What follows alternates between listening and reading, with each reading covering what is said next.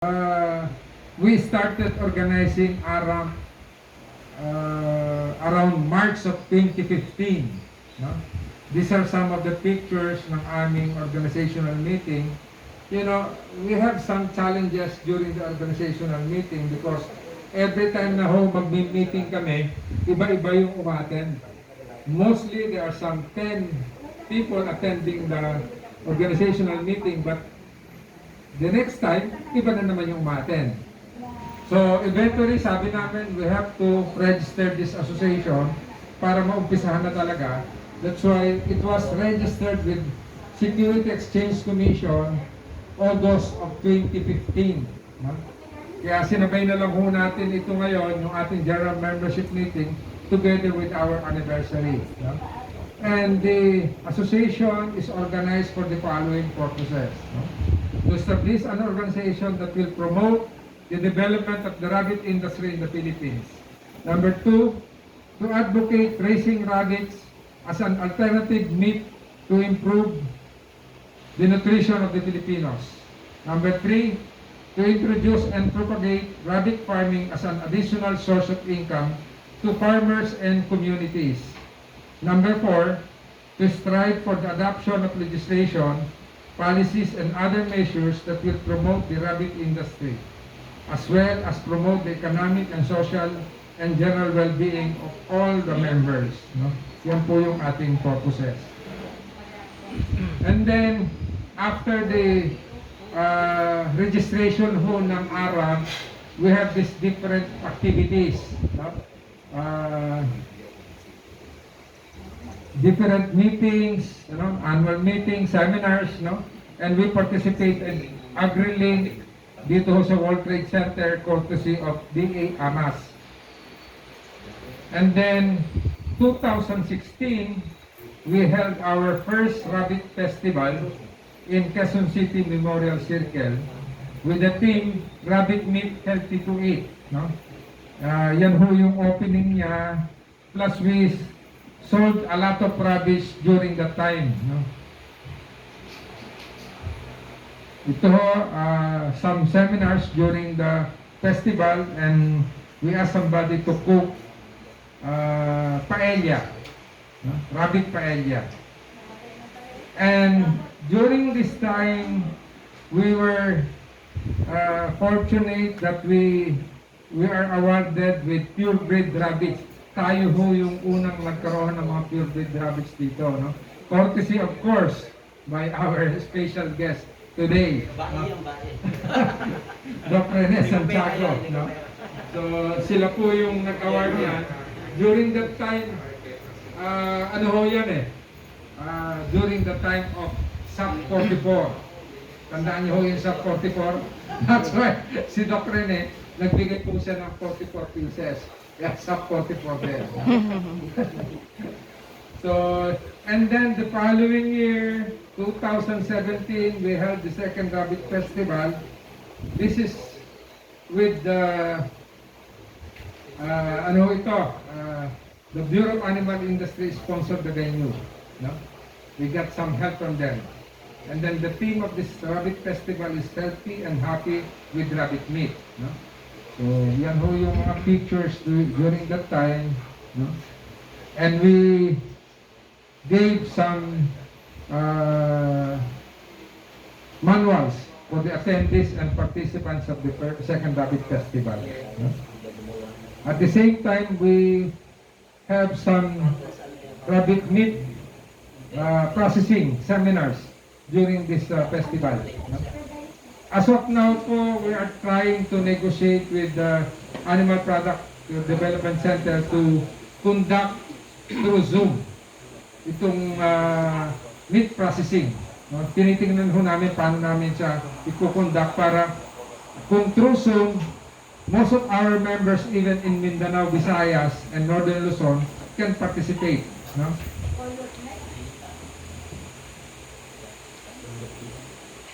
And then, during the same year, the same month, we held the Rabbit Industry Stakeholders Forum at the Bureau of Animal Industry. No?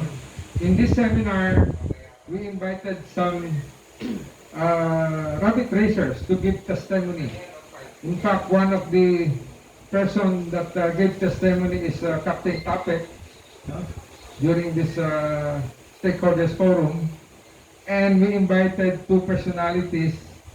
One is Yusek Dante de Lima of Bureau of ng Department of Agriculture, and another one is Dr. Orville Bondoc of UPLB. So yan po yung as you can see, that's Captain Tapek talking to the crowds. Kaya matagal na hong sikat yan si Captain Tapek. So, hindi lang ngayon. So, during that time din po, we were given trainings by the Animal Product Development Center on humane slaughter and meat processing, including pelt processing po, yung pag-process ng balat. This is a 10-day seminar attended by members of ARAM. So, yan ho yung pictures dyan. And they were taught how to make hamburger made of rabbit meat, tapa, and Hungarian sausage. Then, the first seminars that we conducted outside of Luzon was in Malaybalay, Bukidnon. This was sponsored by BAI APDC. So, we conducted rabbit seminars at the same time, slaughtering of rabbits and meat processing. Then 2018 to 2021, we went around to the different academy. Bulacan Agriculture State College, Lasal Araneta, then Pampanga State Agricultural College, Bataan Peninsula State University, and Central Luzon State University. What we did is to talk to the president of this academy, if possible, include rabbit production in the curriculum of animal science and veterinary medicine. And I think we are successful in doing that because some of these state university now are offering rabbit production in their courses. And then 2018, from June to November, we initiated the conducting or crafting of the roadmap of the meat industry. This was sponsored by the Bureau of Animal Industry and included in this technical working group of different government agency under the Bureau of Animal Industry. Plus, of course, we have to include the academy, which is the Bulacan Agriculture State College and local government represented by Bulacan Veterinary Office. For 6 months, we held a meeting once a month from 9 o'clock to 4 o'clock in the afternoon, crafting this roadmap. And right now, we have this roadmap right now.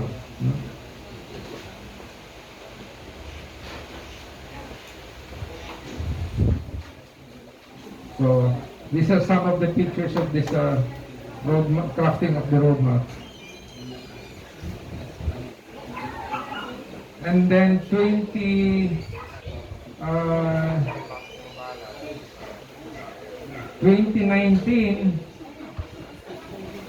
we had a courtesy call with the director of the Bureau of Animal Industry, where we were asked to present the roadmap to our secretary, good secretary of the Department of Agriculture, William W. Dar.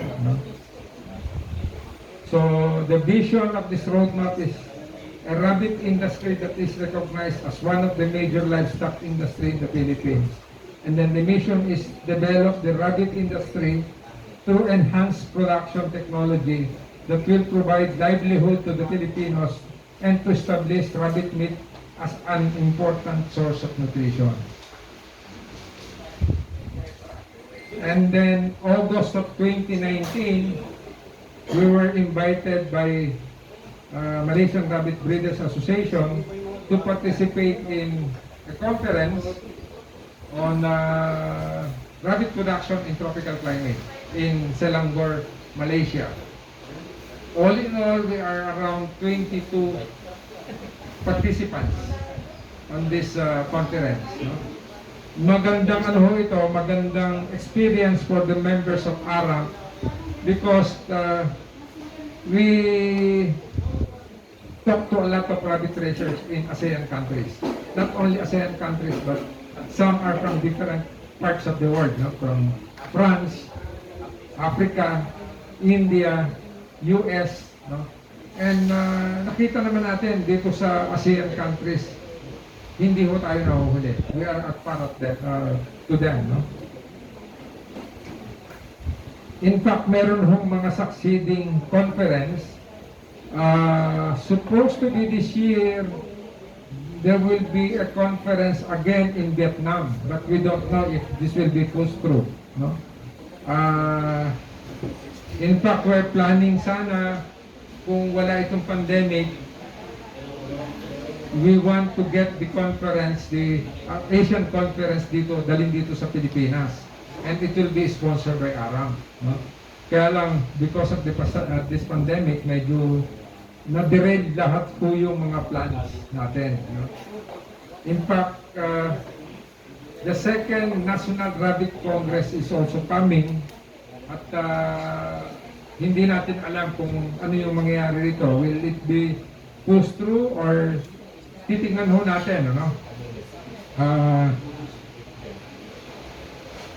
Then after this conference, no, we were invited by World Rabbit Science Association to be a member of this World Association. No? So right now, ARAM is a temporary member of this WRSA. No? Based on their calendar of what do you call this? The calendar of WRSA, there should be a World Congress this year, around November, and we should be doing some presentation to World Rabbit Science Association, no? To present the present situation of the rabbit industry in the Philippines. So, ito part of our visit in Malaysia. We visit one rabbit farm at nakita naman ho namin talagang hindi tayo nahuhuli sa kanila. And on one of this meeting also, we're talking to the representative of HICO. HICO is one of the hybrid companies in France supplying hybrid rabbits to different parts of the world. No? So nakapag-usap po kami sa kanila dyan. At during that time, we're planning sana to get some hybrid rabbits. But the way we see it during that time and up to now, mukhang hindi pa tayo masyadong ready rito. That's why we're not pursuing it. Yan ho yung picture below. That's Dr. Stephen Lockhart, one of the well-known rabbit breeders in the US. No? And then the picture on top is Hidien, Mr. Hidien, who is the president of World Rabbit Science right now.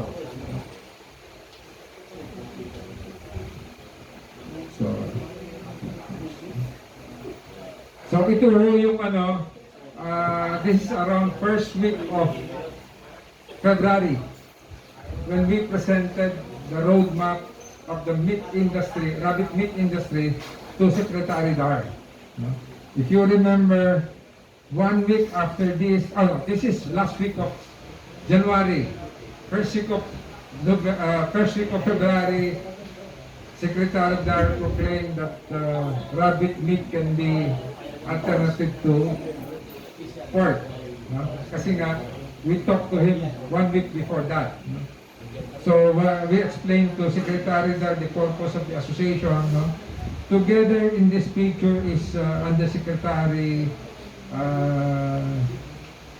William Medrano, and then Director of the Bureau of Animal Industry, Director Domingo. So these are the pictures. Andiyan mga poging members ng ARAM. Marta Ape, Ed Ramos, of course, hindi nawawala yan, basta picture taking. Rick Verde, Ed Di Coco, which is right now, not yet right now. And then, of course, our big man, Jay Mabawag. And then, Angie also is here. And the Academy, represented by Dr. Hanilet Nicolas and Susan Santos. Dr. Susan Santos.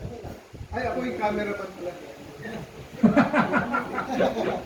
Ako yung nahanap ko eh. So, okay.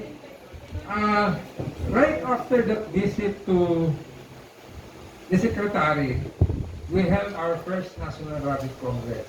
This is around February 27 to 28 of 2020. Ito yung Congress na to, malaking challenge po ito sa ARAM during that time. Because during this time, meron na ho tayong pandemic. And DepEd is giving some memorandum na bawal na lahat ang gatherings in all the state universities and colleges. No? Kaya lang, nagluluwag, humihigpit, and finally, nakasingit po tayo. We pushed through with our Congress. And initially, we're afraid na hindi namin mapupuno yung venue. Because we're expecting only more than 100 participants, or around 150 participants. But thanks to our members from Mindanao, from Palawan, from Negros, from Leyte, no?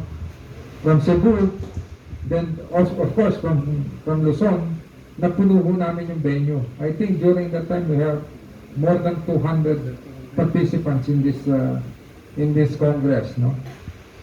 At during this Congress, may mga plans na we want to make the second National Rabbit Congress sana in Davao. Kaya lang, hindi ho natin alam because of this pandemic kung kaya natin ituloy. But we don't know. Engineer Nilo Bantilan is here. Maybe we could do it in Cebu. Right, Mr. Nilo Bantilan? Yes.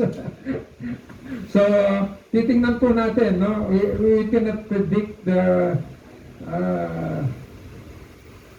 situation right now, no? So ito ho yung this is what happened to ARAM within the period of 6 years.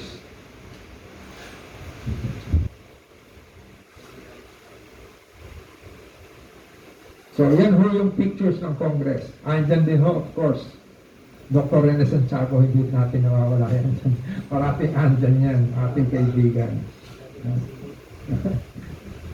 Yan ho. This is the second day of the Congress. We conducted cooking contest, no? And then also seminars on meat processing, and we groundbreak the Basi Rabbit Center during that Congress, no? Hopefully we could establish the Rabbit Center in Basi, no?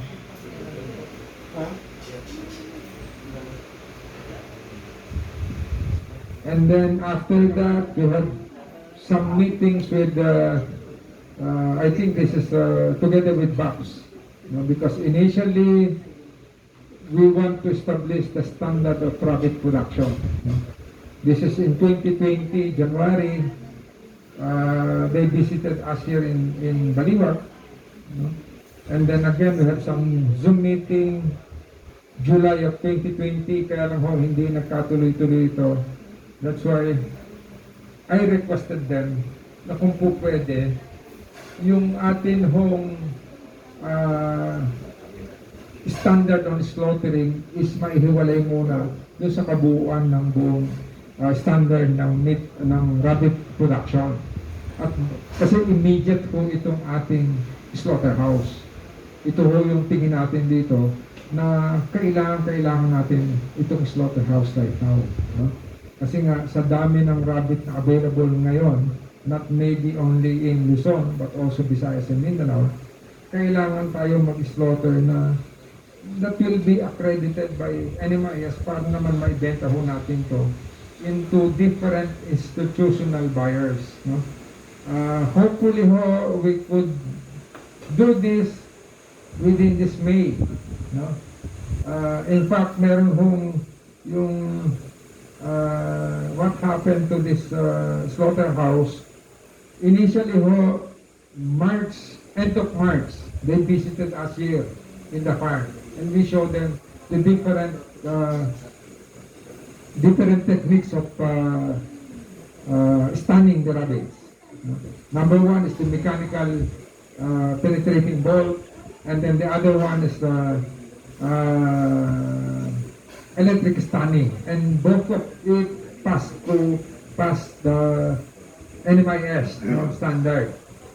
Kaya lang po, according to NMIS, the following month nagkaroon ng ECQ extended by another month, kaya na-postpone, and afterwards nagkaroon ata sila ng mga COVID cases within NMIS. So in fact, according to them, when they visited us, they have a marching order that they should come out of the standard within April. Kaya lang, mahirap po kasi ngayon eh. So again, I called them up early this month, May, and we're hoping to finish the standard within this month. No? I just talked to the Assistant Director, Dr. Ong Soto, at ang sabi niya, they have the guidelines already. Ang gagawin na lang, approval ng MANCOM, ng NMIS. After approving it, magkakaroon ng public consultation. And pagka nakapasa na ron, then we have the guidelines. No? And we could follow these guidelines para pagka nagpunta tayo sa kanila for accreditation, mas madali.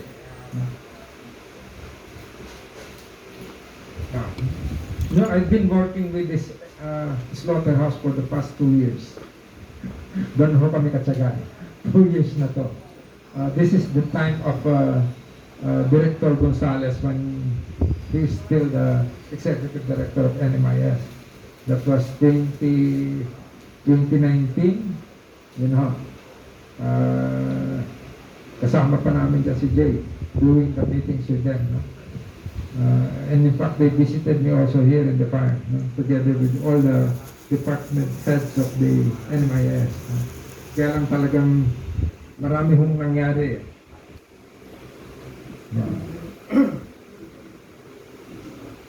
And then we conducted different stakeholders forum. This is what we're doing right now. Initially, nagkaroon ho kami dito ng stakeholders forum in Bulacan. Yan ho yung first. No? Ginagawa namin parating una yung Bulacan because ito ho yung namin. Kumbaga sa dito ho namin pinag-aaralan paano yung gagawin to the next province. No? And right now we have conducted 3 provinces. Bulacan, Pampanga, and Nueva Ecija. We will be talking to Pangasinan by end of this week. No, I will be in Pangasinan. Kasi nga gusto namin i-consolidate din yung mga different association in Pangasinan. No? And then, most probably, Tarlac and Rizal will follow. No? Meron ho kaming ginagawa rito sa Rizal na we will be going to the local government and the academy by June 4. No? Sana mapusto para maumpisahan yung stakeholders forum dito. Maganda ho yung nangyayari dito sa stakeholders forum na ginagawa because naipapakilala namin yung industriya dun sa local government, which is the provincial government, at the same time, dun sa academe. Kasi yun ho yung nakikita natin na dapat partnership, no? The government, academe, and then the stakeholders, no? Tayo. Ang ginagawa ho rito is we get representative from each town. Ito ho yung iniipon namin. And then, ano lang naman ho ito, a simple symposium, no? Na pakilala yung mga stakeholders, and then what can the government or what can the academy do for the stakeholders. Yan ho. Siguro ho, dun sa nakikita kong mga leadership of our chapters, kaya na ho nilang gawin yan, no? Yung stakeholders forum, no? They could do it in their own provinces. Yeah, that is some of the pictures in Pampanga. Alam ko wala pa ho rito yung Nueva Ecija. And then I usually attend pick-up meeting, no? Nung una sabi ko, ano ba yung pick-up? What can this pick-up do to us? No?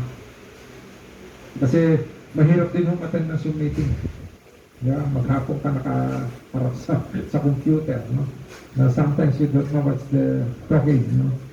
So, but we realize na dapat pala talaga umattend tayo sa mga ganito because when we applied for the CSO accreditation, the civil society organization, kailangan pala to, no?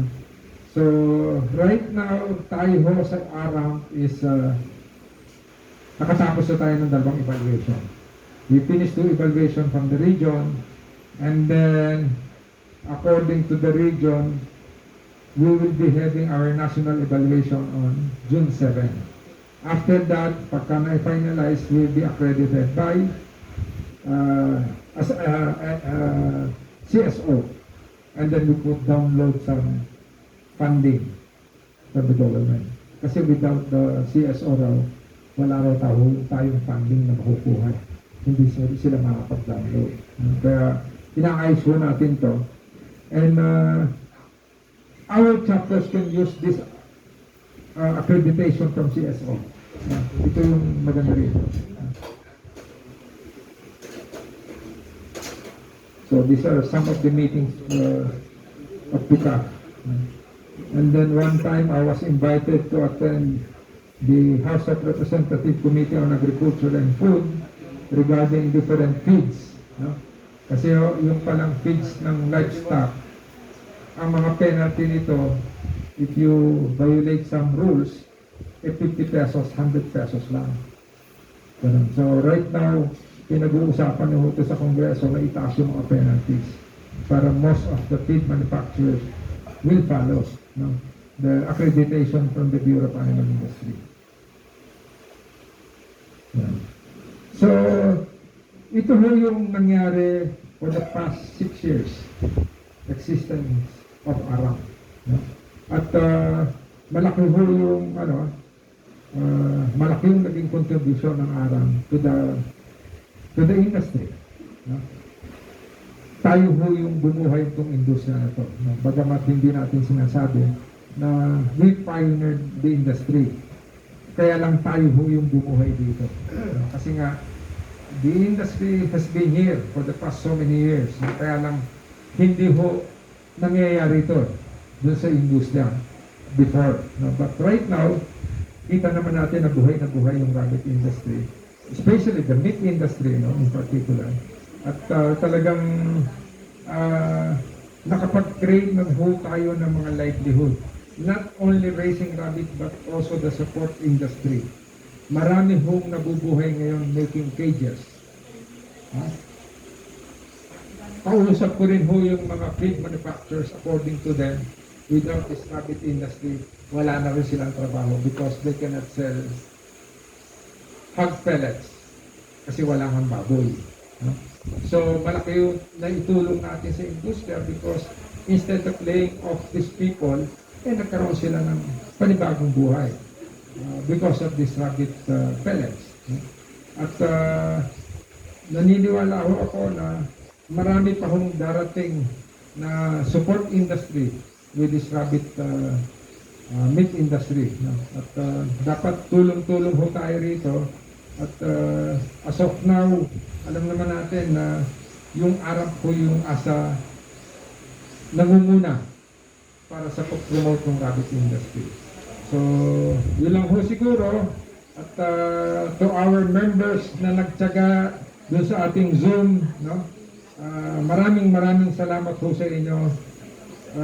Kahit na Zoom meeting lang po ito and some face-to-face, this is the first time that we have how many participants? Like 60 plus kanina. So 60 plus the people here, we have around 70 participants right now. So this is our first time to gather members of Arab na ganito. And balita ko lang ho sa inyo, 2019, no? Before the Congress, I think the members of Arab is less than 100. After the Congress, nagkaroon ng pandemic, ngayon ho, ang members ng Arab is more than 300. 300, no? Jay? 301. 303. Oh, 300. 303 pala yun. Kaya si Jay tinatanong ko eh. So we have 303. Ang pang 303 nating members is si Jolito Baclayon. Di ba? Sorry, mali pala. Pang 302 pala si Jolito. 303 is from Nueva Vizcaya. So, what's the name? Manuel. Matagal pa humakita. Sorry. So we have 303 members right now.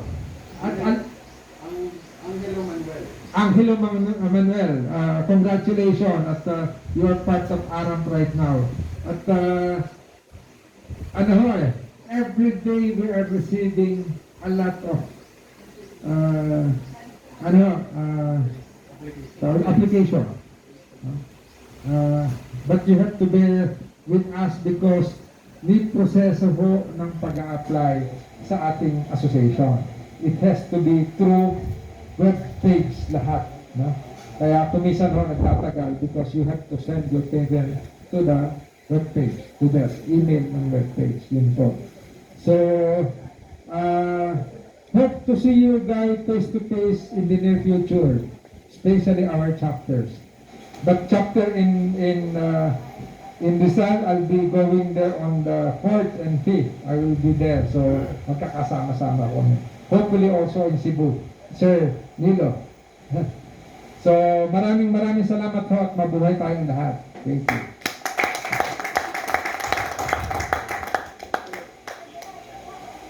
Maraming salamat, Sir Art, sa ating industry update.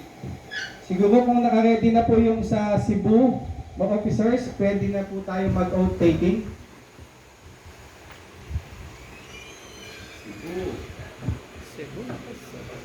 Ano ba yung nasili?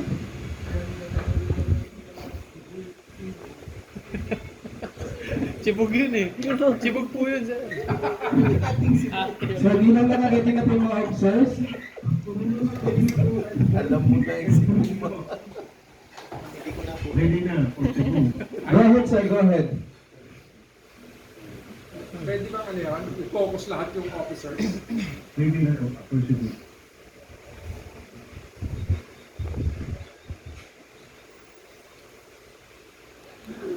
Baka pwede ma-sort out sa admin natin para makita yung ano. Yes, sir. Yes.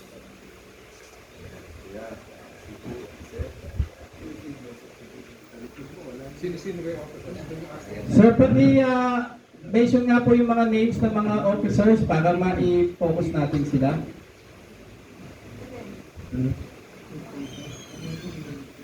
Oh, it's fun. Sino ba? Oh, Si Sir Dino ano?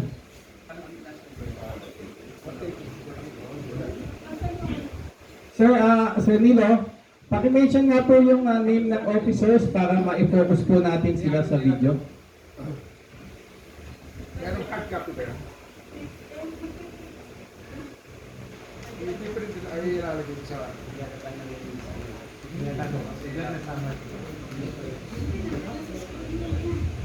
Sir Nilo,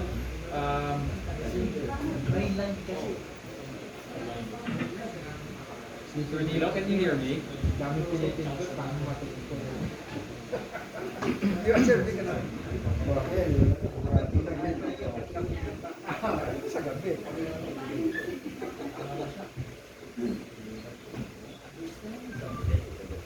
Miss ko yung Dati. Paghapon na Sir, can you hear me?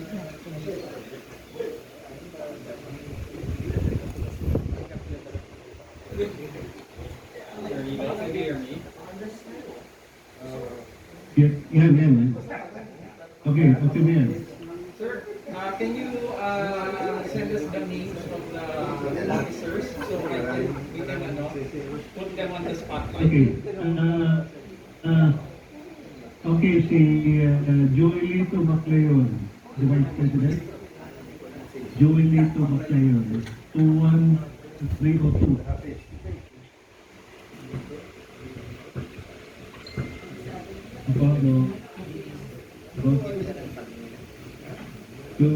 Joelito Baclayon.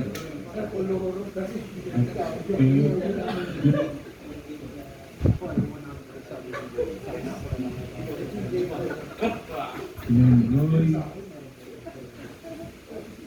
Bosco. Anil Bantilan.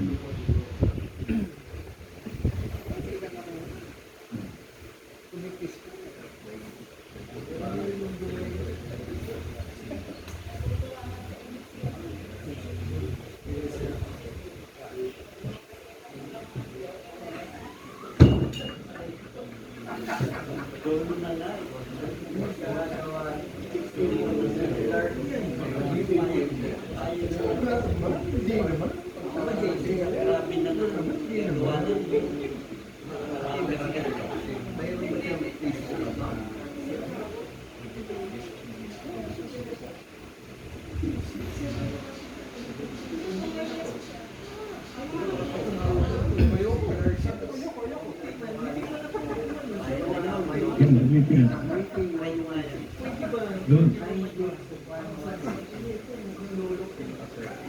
Okay,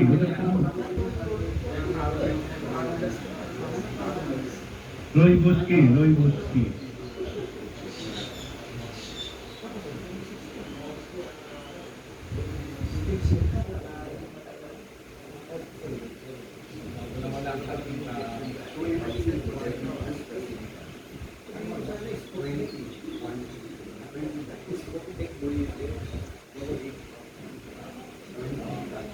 Yan, sir. Roy Boski.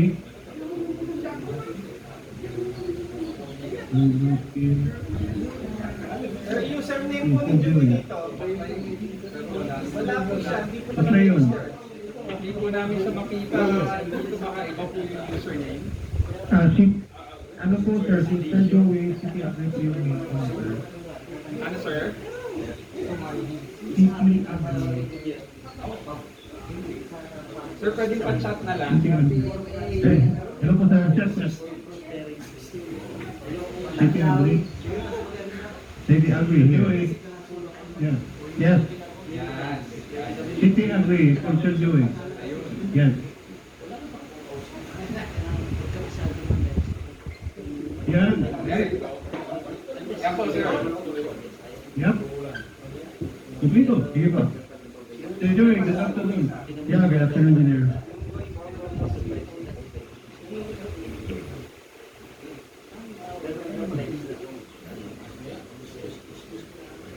There you go. Roy. Good afternoon, Roy. Kompleto na po tayo. Yes, dito na. Disconnect man. Ano, disconnect? Nagbisayaan na. nagbisehan. And Win.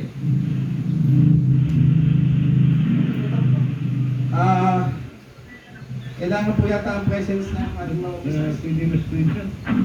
Si Sir Vic. Ito po, screenshot po natin. Asan yung ano? Dapat nilabas yung oak. Ay. Si Sir Art lang daw ang sakalam. Using sa kalam na yan, ah.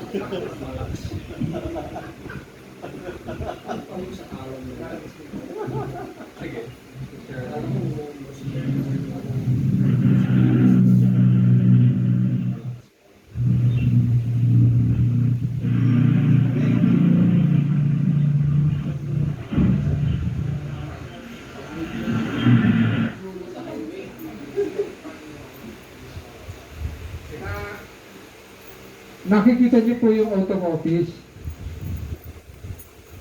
Yes. Okay po, sige.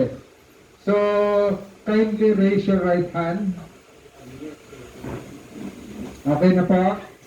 So, simula po tayo.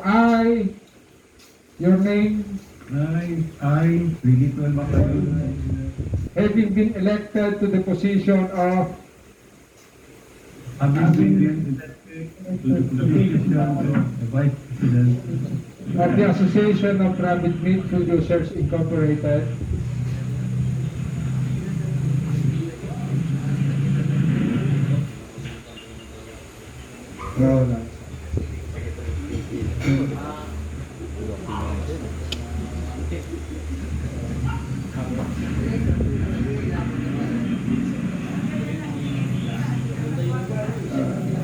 Province of Cebu, Province of Cebu, do hereby solemnly promise and swear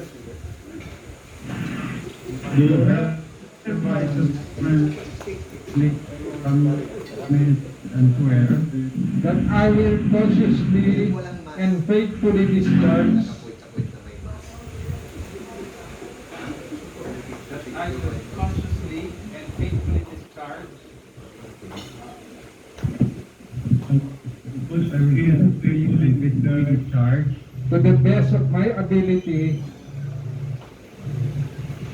to the best of my ability the duties and responsibilities of my office, the duties and responsibilities of my office, that I will uphold and defend the association's constitution and bylaws, that I will uphold and defend the association's constitution, values, and bear true faith and allegiance to the same, and bear true faith and allegiance to the same, that I will obey and enforce the laws, that I will obey and enforce the laws, rules and regulations, and policies of the association, and policies of the association, that I will actively participate and support all association's activities, that I will actively participate and support all associations' activities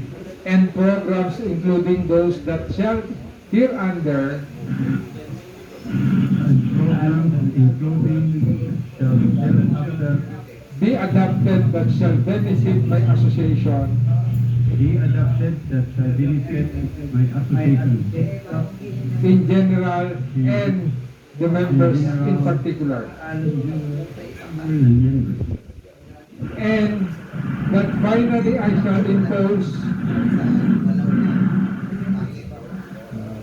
and that finally I shall impose And that finally I shall impose this obligation upon myself this obligation upon myself voluntarily and without mental reservation of purpose of evasion. voluntarily and without mental surveillance and supervision. So help me God. So help me God. So congratulations to the officers of Cebu. Thank you very much. Congratulations.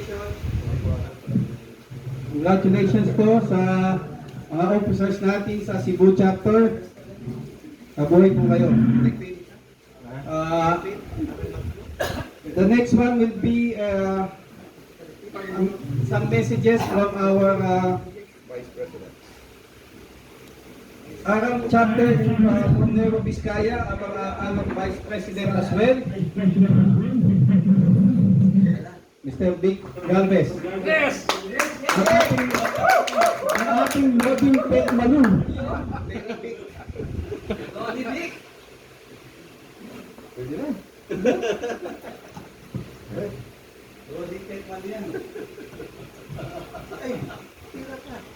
Pwede na ba? Magandang hapon sa ating lahat dito sa bulwagan ng Abens Nature Farm. At siyempre sa ating mga kasamahan na nasa Sumbang tapat pangalan ito. Matututo tayo nito. Muli magandang hapon sa ating lahat. Ang nakalagay sa programa yung bigay ng mensahe ang bawat chapter. Nakakalungkot. Ngunit bago yon ay hayaan nyo batiin ko personally ang Cebu chapter sa lalong-lalo na sa mga opisyales ng Cebu chapter na pinangungunahan ni Engineer Bantilan. Congratulations po. For information po na iba-ibang chapter, nung nakaraang taon, ang Region 2 ang nag-spearhead upang makarelate sana ang mga iba-ibang chapter. I could remember that in way back September, I think, or earlier than that, we wrote a letter. The members of Region 2, we were around 18 members from Region 2. We wrote a letter to the ARAMP head office to form a chapter in that area, as it was already discussed in the board of directors, the formation of chapters. Hindi namin naipustro kagad yung formation na yon. And then it was overtaken by events that in the board of directors meeting, dumami na ng dumami ang information na napakarami ng gustong mag-put up ng chapter. And we discussed it thoroughly within the board of directors na siguro kung region, we break in na rin ang region and we could go into per province. At yun ang huling naging decision ng per province na ang chapter. Sa kamalasan ng Region 2, when we thought Vizcaya na magpo-form, siyam lang kami from Vizcaya. All others are from Isabela, others are from Cagayan. So hindi namin mabuo yung minimum number, which is 10. So, ngayong araw na ito, dala ko yung isang application form. Kaya binuo ko yung pang-sampung. Kung kaya ngayong araw na ito, though hindi pa na-form ang Vizcaya chapter, we could say that we are very bold enough to invite all who are present here today to join us in the actual official formation of the chapter in Nueva Vizcaya.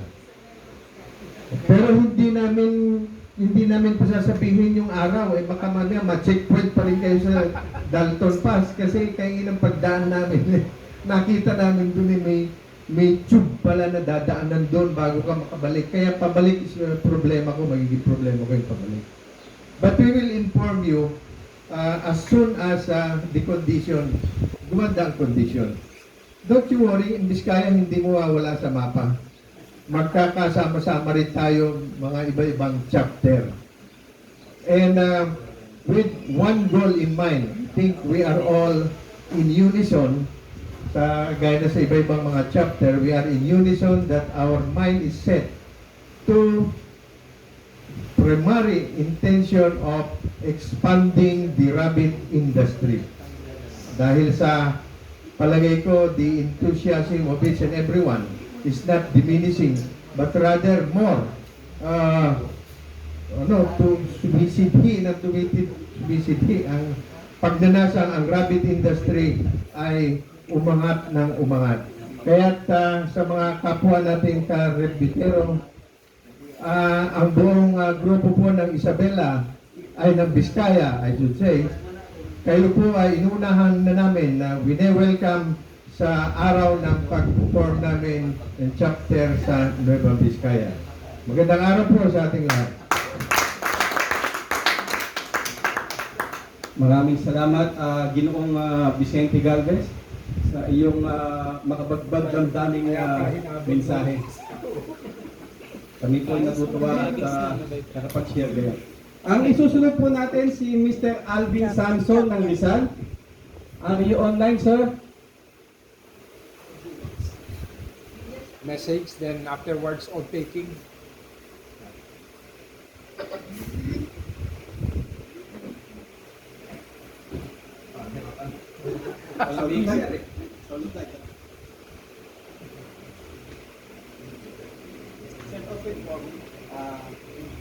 Sino yung hinahanap natin, sir? Alvin Samson. Magandang hapon po sa inyong lahat. Alvin Samson, taga-Angono Rizal, no? At Sir, here lang po ang Sir Alvin. umati sa Arab. Hello? Ako, spotlight lang po kayo.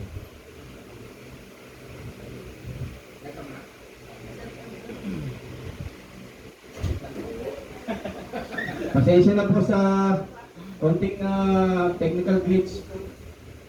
Medyo nag-start pa lang po kasi kaya hindi pa po natin na-perfect.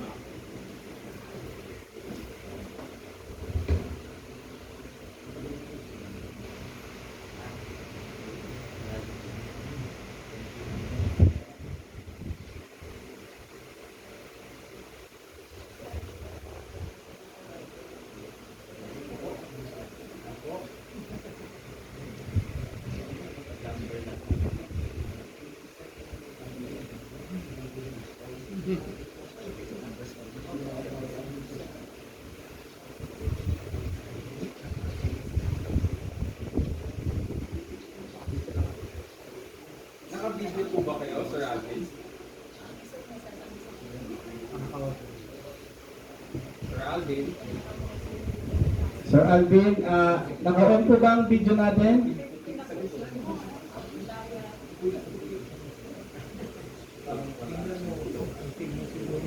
Sir Alvin?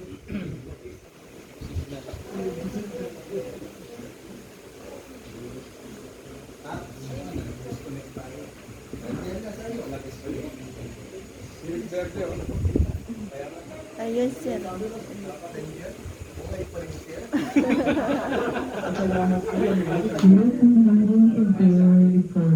Sir Alvin?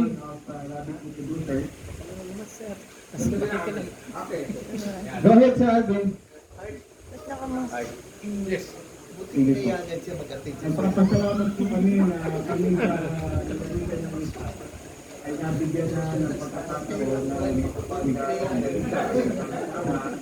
bilang isa sa mga kauna-unahang provincial chapter ng alam. No?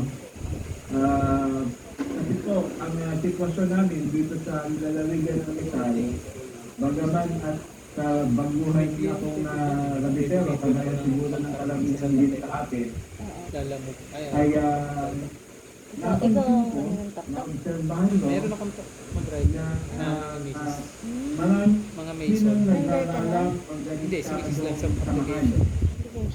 Hindi kagaya halimbawa ng mga nagsarabit sa gawing norte, mula Bulacan, Paakyat, hanggang Pangasinan, Baguio at Intertub, na medyo mas delikado ang dalawang ng mga nagpupuneho.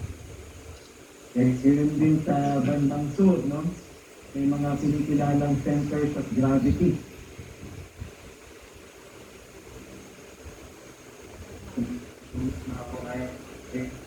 Mga signal.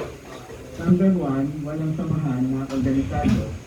Number two, kapit napupunta ang signature sa listran ay binabuyo lamang din sa YouTube University. Lumalabas ang karamihan. Yung kung may mga sasakyan ng iba sa amin, kaya kailangan pang bumiyahin ng Bulacan o ng Cavite o ng Batangas siguro para sa formal na pag-aaral. Kaya last week, sinimulan namin yung mga series of training.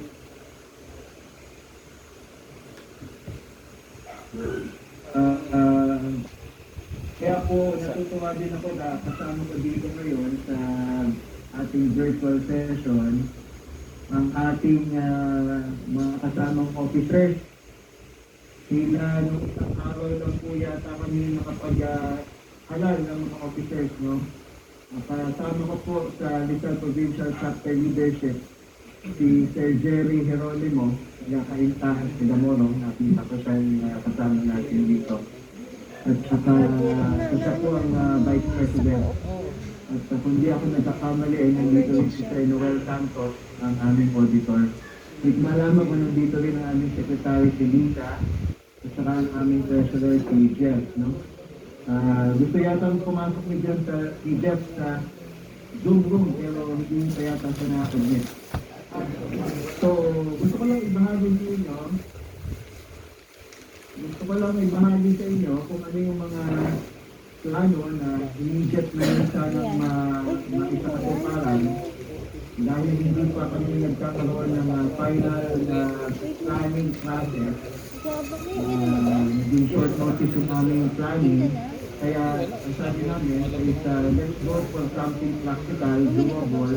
Yung pagtipong within 100 days, parang politiko, within 100 days ay maramdaman ng mga kasama namin nalalabi na meron na talagang Rizal chapter ang Arab. Yun ay magsisimula sa engagement with our local government units and with our academy. Meron po kaming state university dito sa Rizal at meron silang established na research center para sa kung ano-ano pag-aalaga ng hayop, baboy, sitik, manok, isda, pero wala pang nakasentro sa pagkukuneho. Ang nakikita namin hamon ngayon ay ang engagement sa LGU sapagkat tuwing kami ay magpaparamdam na kami ay gigitita sa stakeholders kaya na provincial agriculture, provincial finance yan ay parang wala silang pamumuang na may naglalabit sa lalawigan ng Rizal. Kaya malaki po ang tulong na hihingi namin sa leadership ng Arab. Sabi naman, sa bandang Hulyo ay magkaroon rin kami ng Rizal Provincial Rabbit Stakeholders Forum. At kung papalawin, ma-replicate din namin yung mga ginawa na hakbang ng Arab gaya ng Rabbit Festival para ang mga rabbitero na pupunira dito sa Rizal ay may pagkakataong ma-showcase ang bunga ng aming mga paghihirap. Pero bago po rin namin magawa yun ng lubutan, isa sa mga priority ng aming chapter ay maparami ang membership ng Arab dito sa Rizal. Yung kung ika-300 member ay taga-Antipolo, pero when I look at the total, mga 7% lang po ng Arab membership ang galing sa Rizal. Ang iba pa dito ay hindi na masyadong responsive dahil nauna sila naging member ng Arab kaya nire-reach out pa namin sila. At meron din iba na nasa ibang bansa, based sa Japan, based sa Korea. Kaya kailangan namin paligid o palawakin ang membership. Ito lang ang daming tinatanong sa amin o sa akin pagka nag-post ako ng institusyon na sumali na sa Arab pagkat magkakaroon ng Rizal chapter. Ang unang tinatanong, baka nakaka-relate kayo dito pagka nag-invita kayo, is ano ba ang benefit ko kung ako ay sasali sa Arab? Ay sa totoo po, hindi madaling sagutin kasi pag binasa mo ang website, yung mga purposes, parang ang hirap agad kumbinsihin ang isang gustong sumali na beneficial para sa kanya ang pagsali sa Arab. Kasi halimbawa, wala naman nakasulat doon na mga concrete, no? na aasahan gaya ng, magkakaroon ka ng rabbit. muna ang magandang quality. Walang gano'n, di ba? Kaya ako nag-isip. Sabi ko, yung Arab, sabi ko kung sasantayin kayo dito, yung Arab is an association that advocates certain cause. Kaya kung sasali ka, ang unang tanong ay hindi kung ano ang benefit, kung hindi kung ano ang purpose. Sana ma-discuss sa atin, hindi ko alam kung nabanggit na, dahil na-update yata yung purposes ng Arab na dagdagan, no? So, ang unang tanong dapat ay ano ang purpose, ano ang goal. At kung gusto natin yung goal, ay dapat committed ba tayo dun sa goal. Dahil ang karanasan ko sa mga organisasyon, pagka unang tinanong ay ano ang benepisyo, alamang-lamang hindi magtatagal, maghihinawa, magsasawa, maka hindi magtagal ay hindi natin siya makita sa chapter o sa harap. So, damayin po ninyo ang isang provincial chapter. Sana maging supportive tayo sa ating mga initiatives sa isa't isa at kalinawa ay maging active kami at makapag-contribute kami sa goals ng araw. Maraming salamat po.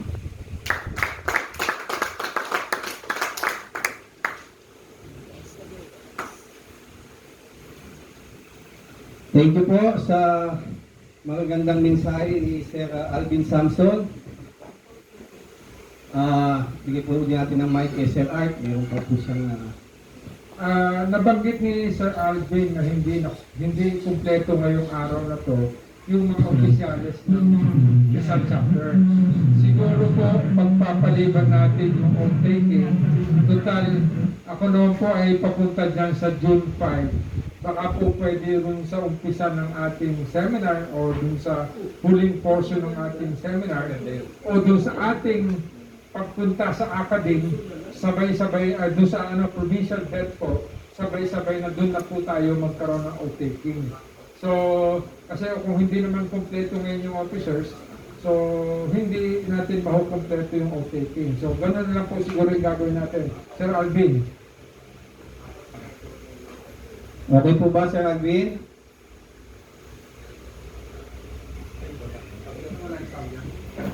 Nagtatampo lang ako kasi pinaalis na ninyo yung ating ambassadress, hindi pa na ako namin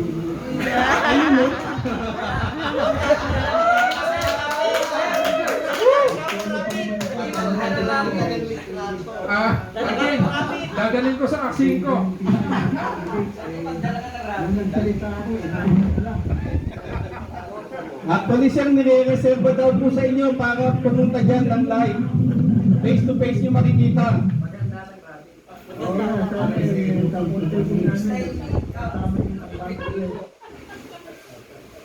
Kaya lang po, dapat daw maganda kayo ng rabbit. Mukhang mahilig siya sa rabbit eh.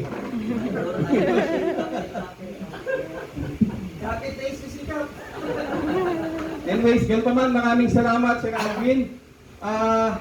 Ang susunod po natin sa programa ay ang open forum. Sa lahat po ng nasa Zoom, kung gusto nyo pong magtanong, pwede po kayong mag-chat. Sasagutin po ng ating mga officers dito.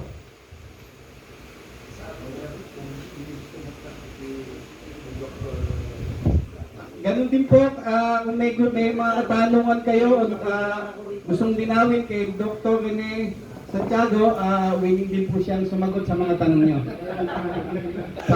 Sabi po ni Sir Art. Dito na lang, sulitin na natin, di ba?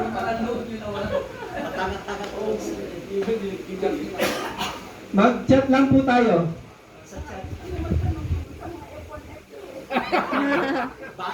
Pwede po kayo magtanong sa mga F1, F1, F2 daw po. F4 yung mga K-pop.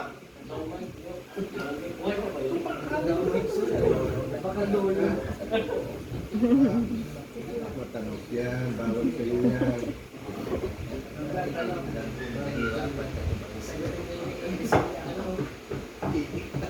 Open na po tayo sa open forum. Lahat po ng mga katanungan nyo, kung masasagot po, sasagutin nila. Kung gusto niyo malaman daw po ang cellphone number ni Faith, hindi ko po alam. Tatanong po natin sa kanila. topic po ang cellphone number. Taguan na. Mayroon ako. Nakakuha daw ng kaibigan natin dito. Yung cellphone number nung PA ni...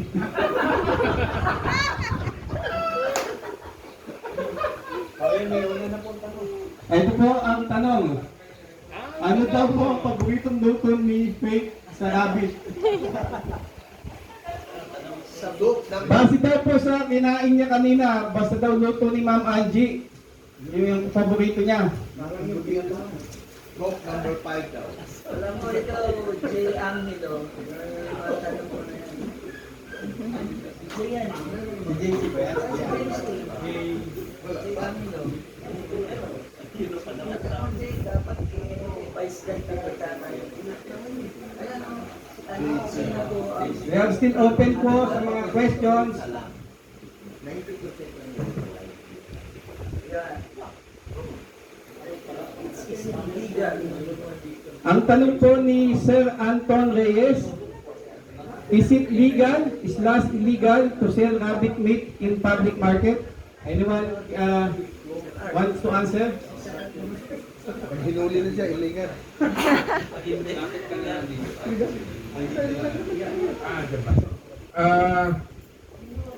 Ano po? It's legal, no? Kasi nga legal naman po because it's part of the livestock industry based sa Bureau of Animal Industry. Ang kinu-question lang po dito yung ating sistema ng pagkatay.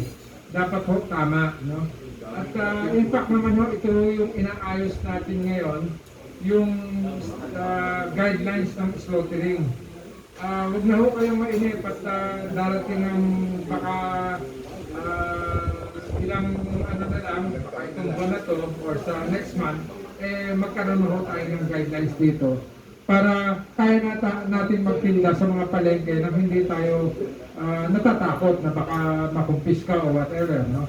Kaya ano ho, sa ngayon po siguro wag muna ho tayong mag-attempt kung hindi nyo ho kilala yung inyong provincial o yung inyong municipal vet o yung provincial vet, kung wala ho kayong arrangement, then wag po muna.